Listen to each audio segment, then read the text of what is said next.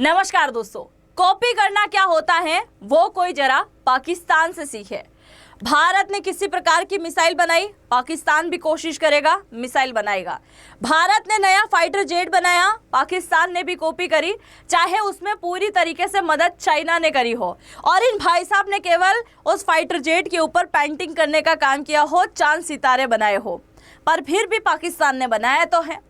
और अभी तक पाकिस्तान ने उस फाइटर जेट को बनाकर कुछ एकाध देशों को भी बेच दिया, और वो देश पूरी तरीके से सिर पकड़कर बैठे हुए हैं कि भाई साहब जब भी इसको उड़ाते हैं ये पूरी तरीके से गर्म हो जाता है, धुआं फेंकना शुरू हो जाता है। अब इसका क्या करें? पूरी दुनिया में वो देश बोल रहे हैं कि इससे कभी भी हथियार मत खरीदना। आज के इस वीडियो में हम चर्चा करने वाले हैं भारत के स्वदेशी फाइटर जेट वर्सेस पाकिस्तान के फाइटर जेट के बारे में, जो खुद से बनाए हुए हैं।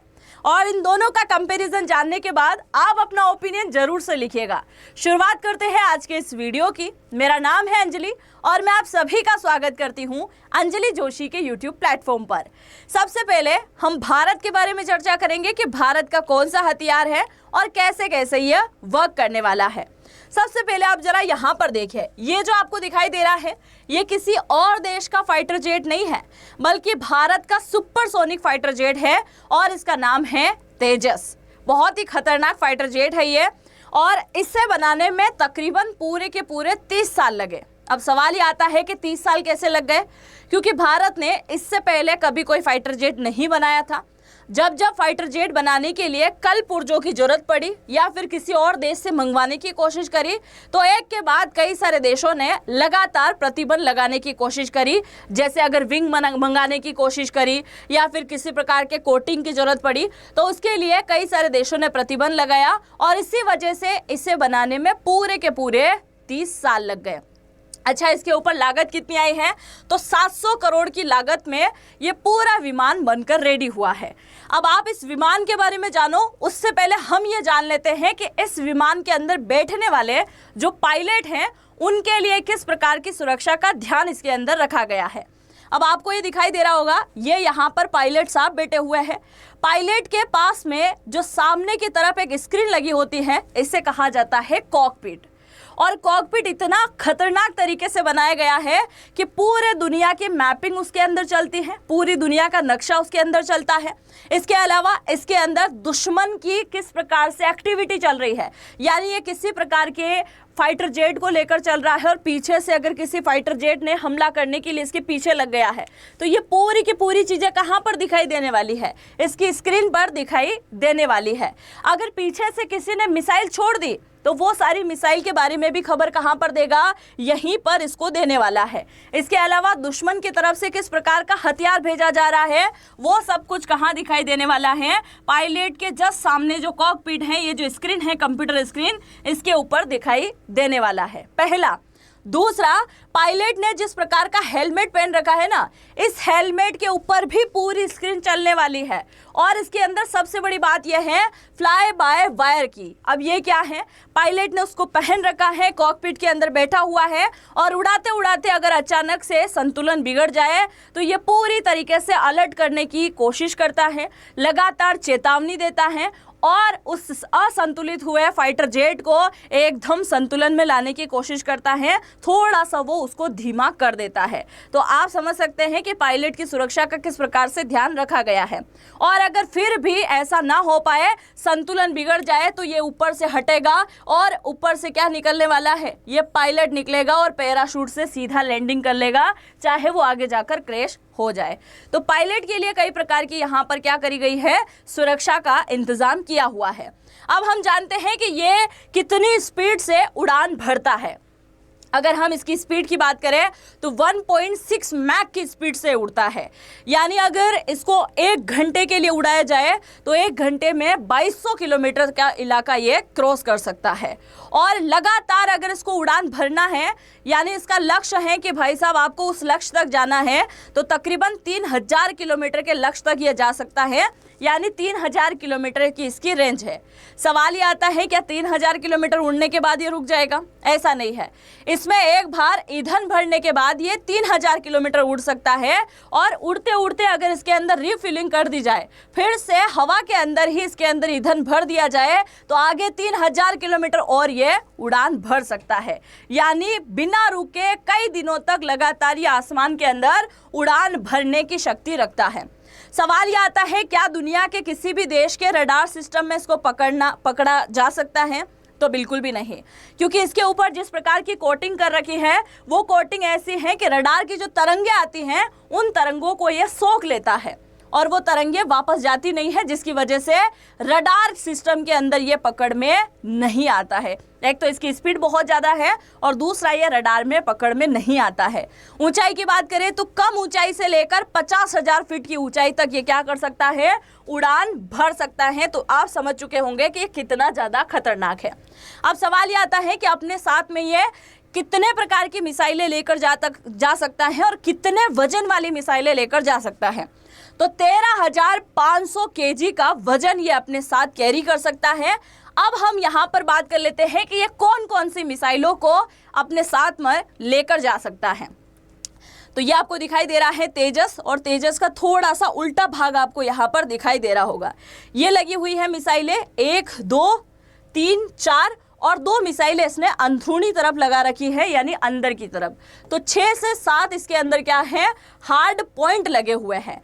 और इन हार्ड पॉइंट के अंदर प्रमुख रूप से कौन कौन सी मिसाइलें अभी फिट की हुई है? तो मिसाइल में सबसे पहला नाम आता है अस्त्र मिसाइल का, जो कि तकरीबन 110 से लेकर 150 किलोमीटर के इलाके तक अटैक कर सकती हैं। यानी छोटा मोटा अगर बॉर्डर इलाके में अटैक करना है, सर्जिकल स्ट्राइक करना है, तो उसके लिए काफ़ी ज़्यादा इंपॉर्टेंट है। अस्त्र मिसाइल जो कि भारत ने खुद से बनाई है, वो मिसाइल इसके अंदर लगी हुई है। दूसरी मिसाइल आती है डैरबी मिसाइल, जो कि बिना देखे अटैक करती है। बिना देखे कैसे? यानी कि इतना दूरी पर 100 से 150 किलोमीटर की दूरी पर कोई टारगेट है, अभी दिखाई नहीं दे रहा है, बस लोकेशन उसकी लॉक हो चुकी है, बिना देखे, बियॉन्ड विजुअल है, बिना देखे क्या कर सकता है? सीधे तरीके से उस मिसाइल को वहां तक मार सकता है। और इस मिसाइल का नाम है डैरबी मिसाइल, जो कि इजराइल ने बनाई है और ये मिसाइल भारत के पास में मौजूद है। इसके अलावा तीसरी मिसाइल आती है जिसका नाम है पाइथन मिसाइल। सर्पिलाकार वाली है क्या? नाम इसका पाइथन है। और ये मिसाइल भी इजराइल के द्वारा बनाई गई है। और ये मिसाइल क्या करती है? मीडियम से लंबी दूरी तक अटैक करने के लिए जानी जाती है। अब आती है R-73। R-73 जो मिसाइल है वो बनाई गई है रशिया की तरफ से, और ये मिसाइल भी बहुत ज़्यादा खतरनाक है। ये भी लंबी दूरी तक क्या कर सकती है? अटैक कर सकती है। तकरीबन 200 किलोमीटर की रेंज तक अटैक करती है। इसके अलावा लेज़र बम, उड़ते उड़ते मन कर दिया कि भाई पाकिस्तान वालों का सैन्य अड्डा आ गया, इसके ऊपर बम गिरा दिया जाए, तो लेज़र बम इसके अंदर लगा हुआ है। इसके साथ साथ रॉकेट सिस्टम इसके अंदर लगे हुए हैं और 23 mm की इसके अंदर तोप भी लगी हुई है। एकदम धड़ल्ले से कई सारी जगह अटैक करना हो तो उससे भी चलते चलते ये क्या कर सकता है? अटैक कर सकता है। अब हमले के साथ साथ ये निगरानी के लिए भी मशहूर है, क्योंकि जाके पूरी तरीके से दुश्मन की निगरानी करके वापस तुरंत कहाँ लौट आता है? अपने देश के अंदर ये लौट आता है। अब इस मिसाइल को जब बनाया गया था ना, तो इसके ऊपर जो रडार की, मैंने बोला था ना, कोटिंग की गई है जिससे ये रडार में पकड़ में नहीं आता है। तो इस सिस्टम को बनाने में मदद करी थी भारत की किसने? इजराइल ने। और इसके अलावा अगर हम विंग की बात करें, ये जो आपको विंग दिखाई दे रहे हैं, अगर हम विंग की बात करें तो विंग बनाने में मदद करी है किसने? रशिया ने मदद करी है। और अभी 2026 की बात करें तो अब तेजस की डिमांड जो है दुनिया में दिखाई दे रही है, जिसमें ऑस्ट्रेलिया, अर्जेंटीना, मिस्र, इंडोनेशिया, फिलीपींस और मलेशिया, इन सारे के सारे देशों ने रुचि बताई है। और आने वाले कुछ ही महीनों में आपको मैं इसकी जरूर से सूचना देने वाली हूँ कि तेजस बिक चुका है, उससे कई सारे देशों ने अब खरीद लिया है, क्योंकि अब कई सारे देश जो है क्या कर रहे हैं? रुचि दिखाने का लगभग जो है काम कर रहे हैं। अगर हम इसकी कमी की बात करें ना, तो सबसे बड़ी एक ही कमी इसके अंदर है कि ये ब्रह्मोस मिसाइल नहीं लेकर जा सकता और ये परमाणु मिसाइल लेकर नहीं जा सकता। यानी अब जो नए तेजस बन रहे हैं ना, उसके अंदर इस प्रकार का हार्ड पॉइंट या फिर इस प्रकार की प्रणाली का यूज करने की कोशिश की जा रही है कि फ्यूचर में यह ब्रह्मोस भी लेकर जा सके, क्योंकि अभी ब्रह्मोस ले जाने के लिए हमारे पास में राफेल है। और हम कहीं ना कहीं अगर बात करें तो अभी कुछ समय पहले 150 जो है राफेल भारत ने ऑर्डर किए थे। तो लगातार क्या कर रहा है, विदेशों पर इन्वेस्टमेंट करना पड़ रहा है, इसीलिए भारत ने खुद का फाइटर जेट तो बना दिया। अब इसके अंदर कुछ इस प्रकार की चीजों को चेंज किया जाएगा आने वाले वर्जन के अंदर, ताकि वो परमाणु पर लेके जा सके और ब्रह्मोस मिसाइल को भी ले जा सके। अब हम बात कर लेते हैं ये किस प्रकार से वर्क करता है। तो ये आपको दिखाई दे रहा है हमारा दुश्मन देश, दूसरा आपको इस तरफ दिखाई दे रहा है।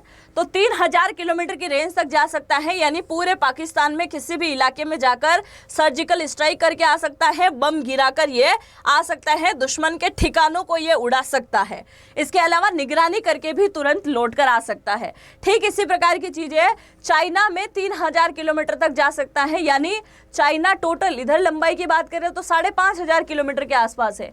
तो आप देख सकते हैं कि 3000 किलोमीटर की रेंज तक तो ये जा ही सकता है और वहां जाकर पूरी तरीके से निगरानी करके लौट कर आ सकता है।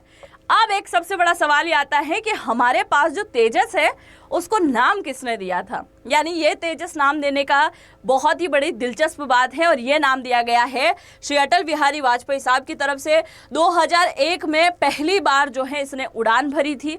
2004 के बाद ये हमारी वायुसेना के अंदर शामिल हो चुका था, माफ़ कीजिएगा 2001 के अंदर इसने पहली बार उड़ान भरी थी। और इसका नाम इतना मतलब इसको तेजी से उड़ान भरते हुए देखते हुए अटल बिहारी वाजपेयी साहब की तरफ से इसका नाम क्या रखा गया था, तेजस रखा गया था। इसको बनाया किसने है, तो भारत की तरफ से बनाया गया है, और कोटा हरि नारायण जो है इनकी टीम ने बनाया है, यानी कि हाल ने बनाया है। हिंदुस्तान एरोनॉटिक्स लिमिटेड के द्वारा जो है इसको बनाकर रेडी किया गया है। तो ये तो आपको समझ में आया होगा भारत के फाइटर जेट के बारे में। और अब हम बात कर लेते हैं हमारे एक पड़ोसी दुश्मन के फाइटर जेट के बारे में। इससे पहले चैनल पर पहली बार आए हैं तो सब्सक्राइब कीजिएगा, और इंस्टा पर फॉलो करना चाहें तो यहाँ से कर सकते हैं। और हमारे पास जो तेजस हैं वो 2019 के बाद से ही कुछ ज़्यादा ही चर्चा में रहा है, और 2016 के अंदर वो वायुसेना में शामिल हुआ था, ये आप जरूर से याद रखिएगा। अब हम बात कर लेते हैं पाकिस्तान के फाइटर जेट के बारे में। जरा सुनिएगा, पाकिस्तान का फाइटर जेट ये जो आपको दिखाई दे रहा है, पाकिस्तान इसको बोलता है खंडर, नहीं सॉरी थंडर। क्या बोलता है, थंडर इसको बोलता है। JF-17 थंडर इसको बोला जाता है। चाइना की अगर हम बात करें तो चाइना ने इसे शाओलोंग बोला है। अब आप बोलोगे कि पाकिस्तान का विमान है, चाइना इसको शाओलोंग क्यों बोल रहा है। चाइना इसलिए बोल रहा है कि भाई साहब पूरे के पूरे फाइटर जेट को चाइना ने बनाया, इसके अंदर लगने वाली मिसाइलें चाइना ने बनाई, कॉकपिट चाइना ने बनाया, सब कुछ चाइना ने बनाया। तो फिर सवाल ये आता है कि पाकिस्तान का कैसे हो गया, सब कुछ चाइना ने बना दिया, तो फिर ये पाकिस्तान का हुआ कैसे। पाकिस्तान का ये इसलिए है क्योंकि पाकिस्तान वाले इसे लोहे को लगाने में बड़े एक्सपर्ट हैं, कई कीले वीले लगाने का काम किया होगा। इसके अलावा पाकिस्तान वालों ने इसको पेंटिंग जो करवाई है, ये चांद सितारे हरा रंग पेंटिंग वेंटिंग करवा के पूरी तरीके से झकास करा के बोल दिया कि भाई साहब ये किसका है, पाकिस्तान का विमान है। ये हो गया पाकिस्तान का विमान। अब जरा देखिए, पाकिस्तान के एरोनॉटिक्स, यानी भारत ने बोला है हिंदुस्तान एरोनॉटिक्स लिमिटेड, तो ये भी बोल रहा है पाकिस्तान एरोनॉटिक्स। देखो नाम में भी कॉपी है। पाकिस्तान एरोनॉटिक्स कॉम्प्लेक्स के द्वारा जो है इसको बनाया गया, पाकिस्तान की कंपनी है। चाइना की कंपनी की बात करें तो चेगडुंग एयरक्राफ्ट कॉर्पोरेशन के द्वारा इसको बनाया गया। बनाने की जरूरत क्यों पड़ी, क्योंकि पाकिस्तान का कहना है कि हमने जो मिराज लिया था वो अब सेकेंड नेट होते जा रहा है, पुराना होते जा रहा है, और वो अगर ज़्यादा पुराना हो गया और भारत ने नए नए फाइटर जेट बना दिए तो हम कैसे मुकाबला करेंगे। इसके लिए नया फाइटर जेट चाहिए, इसलिए हम ये फाइटर जेट बना रहे हैं। अब जरा सुनिए, इस फाइटर जेट की अगर हम स्पीड की बात करें तो 1.6 मैक की स्पीड से ये रन करता है, उड़ता है। हमारे वाला तेजस 1.9 की स्पीड से उड़ता है, यानी 3 मैक तुम पीछे हो अभी भी। रेंज की बात करें तो 2 से 3000 किलोमीटर की इसकी रेंज है, हमारे वाले की 3000 किलोमीटर रेंज है। ऊंचाई की बात करें तो 55,000 फीट की ऊंचाई तक जाता है, हमारा वाला 50,000 पे ही जाता है, मतलब 5,000 ही आगे निकल गया। चलो आगे देखते हैं आगे क्या करता है। इसके अलावा अगर हम इसकी बात करें तो इसको बनाने में कितनी कीमत लगी है? 300 करोड़। चाइना के आइटम बड़े सस्ते होते हैं, इसीलिए तो 300 करोड़ में ये बन गया। और तेजस की बात करें तो 700 करोड़ की लागत आई है उसे बनाने के लिए। तो आप समझ सकते हैं ना कि जमीन आसमान का फर्क है, क्योंकि ये इसके 2 बन जाएंगे। इसका नाम भी नहीं बताया अभी तक मैंने आपको। इसका नाम है JF-17। क्या नाम है? JF-17 इसको कहा जाता है, और इसकी कीमत है 300 करोड़। ऐसे 2 आ जाएंगे तेजस की कीमत में, है कि नहीं? 2 आ जाएंगे। अब हम बात कर लेते हैं 2007 के अंदर ये सेवा के अंदर शामिल हुआ है। पाकिस्तान के पास में टोटल 150 विमान मौजूद है, और अभी 2023 के अंदर म्यांमार ने इसको खरीद लिया था। म्यांमार ने बोला भाई पाकिस्तान और चाइना ने बड़ी मेहनत करके इसको बनाया, तो काफ़ी अच्छा ही बनाया होगा, चलो ले लेते हैं। तो बहुत मुश्किल से उसने लिया म्यांमार ने। टोटल 5 विमान उसने लिए थे, म्यांमार ने इसको लिया। और उसके बाद जो है सैन्य अभ्यास चला, जिसमें वायुसेना ने उड़ान भरने की कोशिश करी। और जैसे ही उड़ान भरते हैं भाई साहब, इंजन जो है बुरी तरीके से इसका क्या हो जाता है? गर्म हो जाता है। इंजन कौन सा है? टर्बाफेन का इंजन लगा हुआ है। इंजन किसने बनाया? चाइना पाकिस्तान दोनों ने ही नहीं बनाया है, इंजन बनाया है रशिया ने। और रशिया ने दिया है पुराना, बहुत पुराना इसको इंजन दे दिया, जो कि समय समय पर जो है गर्म होता रहता है, उसमें बहुत ज़्यादा रख रखाव की ज़रूरत होती है। तो म्यांमार ने बोला कि भाई हम जब भी उड़ान भरते हैं ये क्या करता है? बहुत ज़्यादा गर्म हो जाता है, और इसलिए अब हम इसको नहीं उड़ाएंगे। तो 2023 में लिया था, कुछ महीने बहुत ज़्यादा एक्साइटेड था। उसके बाद में अब 2023 के अंतिम से लेकर 2026 तक अभी भी वो विमान ज़मीन पर खड़े हैं, उनको ये जाकर रख रखाव तक नहीं करते हैं, देखते भी नहीं हैं। और अब म्यांमार पूरी दुनिया में जाकर बोल रहा है कि भाई साहब कुछ भी कर लेना, पाकिस्तान से कोई हथियार मत लेना, क्योंकि पाकिस्तान वालों चाइना के साथ में मिलकर बना रहा है, और चाइना के सारे आइटम जो है नकली होते हैं। चाइनीज़ आइटम का कोई भरोसा नहीं है कि वो चलेंगे। इसके अलावा आप जरा देखो, चाइना वालों ने बनाया है, अभी तक किसी युद्ध में भी इसका इस्तेमाल नहीं हुआ है। आने वाले समय में युद्ध में इस्तेमाल होने दो, फिर पता चलेगा कि किस प्रकार का तुम्हारा फाइटर जेट है। और अभी तो आप जानते हैं पाकिस्तान का हाल क्या ही हो रहा होगा। अब बात करते हैं नाइजीरिया की। नाइजीरिया ने भी इसको लिया है, पर उसने भी ले जाकर रख दिया है वायुसेना के हैंगर के अंदर, उसको वापस बाहर निकालने की कभी हिम्मत भी नहीं करी है। अब आप जरा सुनिए कि ये बनाया क्यों था, क्यों बनाया था। एक तो मैंने बोला है ना कि मिराज को रिटायर करना था, इसलिए बनाया। दूसरा बनाया, पाकिस्तान ने बोला कि ऐसा विमान चाहिए जो दुश्मन के विमान को गिरा दे, टक्कर दे, विमान को गिरा दे, इसलिए इसको बनाया। दूसरा, समुद्री जहाज के ऊपर अटैक कर सके, यानी इनका बोलना है कि अगर कभी भारत कराची पोर्ट उड़ाने के लिए आ जाए तो ये पहले से ही जाकर क्या करेगा? भारत के जहाज़ों को फोड़ने का काम कर दे, ऐसा हमको चाहिए, इसलिए जहाज़ को फोड़ने के लिए। तीसरा, हमें निगरानी के लिए चाहिए कि बॉर्डर इलाके में अगर उड़ा दे तो निगरानी बहुत अच्छे से कर ले। और इसके अलावा ज़मीनीगत स्तर पर ये बहुत अच्छे से हवा कर सके, अटैक कर सके, एयर टू एयर में और एयर टू सरफेस, सब टाइप के जो है हमले बहुत अच्छे से ये कर सके, इसके लिए हमें चाहिए, बनाया गया। अब इसके अंदर के हथियारों की हम बात कर लेते हैं कि हथियार ये अपने साथ में कौन कौन सा लेकर जा सकता है। ये आपको दिखाई दे रहा है विमान का दूसरा भाग, और इसके अंदर कितने हथियार हैं? 1 2 3 4 5 और 6 हार्ड पॉइंट इसके अंदर लगे हुए हैं। अंदरूनी हथियार इसके पास मौजूद नहीं है। टोटल आपको दिखाई दे रहे होंगे ये सारे के सारे 6 हार्ड पॉइंट है, और इन 6 के 6 हार्ड पॉइंट के अंदर जिस प्रकार की चीज़ें लगती हैं, यानी जो मिसाइलें या गाइडेड बम लगते हैं, सारे के सारे चाइना के लगते हैं। जिसमें सबसे पहला नाम आता है PL-5, जो कि छोटी मिसाइल है, कम दूरी के लिए, पास के ऑपरेशन के लिए जानी जाती है। PL-5 चाइना की मिसाइल, जो कि अभी उसका कचरा निकाल दिया था ऑपरेशन सिंदूर के दौरान, भारत के S-400 ने हवा में ही उसको फोड़ दिया था। इसके अलावा PL-12, PL-15 ये क्या है? मीडियम दूरी की मिसाइलें हैं। L-6 गाइडेड बम और रॉकेट, इसके अलावा एंटीशिप मिसाइल, ये सारे के सारे जो है हथियार क्या करता है? अपने साथ में कैरी करके लेकर जा सकता है। तो अब आप जरा बताइएगा कि इन दोनों हथियारों में, इन दोनों के दोनों फाइटर जेट में आपको कौन सा वाला ज़्यादा बेहतर लगा? ये पाकिस्तान का कबाड़ ज़्यादा अच्छा लगा है या फिर भारत का वीर तेजस आपको ज़्यादा अच्छा लगा है? अब आप जो भी सोचते हैं लिखिएगा जरूर से। चैनल पर पहली बार आए हैं तो सब्सक्राइब जरूर से कीजिएगा, और आगे इन फ्यूचर आप किस प्रकार के हथियारों के बारे में जानना चाहते हैं जरूर से लिखिएगा, मैं उससे रिलेटेड वीडियो जरूर से लेकर आऊँगी। मिलता है नेक्स्ट वीडियो में, तब तक के लिए जय हिंद, जय भारत।